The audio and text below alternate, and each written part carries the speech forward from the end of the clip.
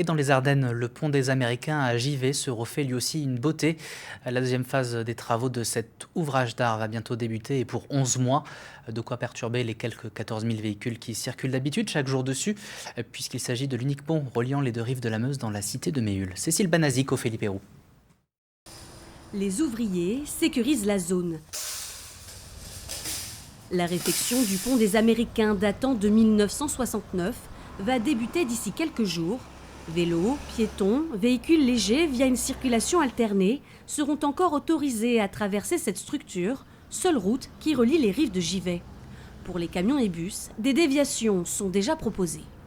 Pour les poids lourds de moins 19 tonnes et plus de 19 tonnes, il y a des itinéraires de déviation qui sont mis en place, qui sont affichés, qui ont été communiqués. Pour les transports scolaires, ce sera la même chose. Il y a des enfants qui seront, pour certains, déposés sur un côté du pont. Ils franchiront le pont pour aller au collège. Et pour d'autres, il y a des cars qui les emmèneront au lycée ou au collège en passant par la Belgique. Une première phase de travaux de février à avril avait permis le terrassement et le détournement du réseau gaz par GRDF. Cette fois-ci, il s'agit de remplacer les appareils d'appui défaillants ou endommagés. Plusieurs opérations de vérinage vont avoir lieu.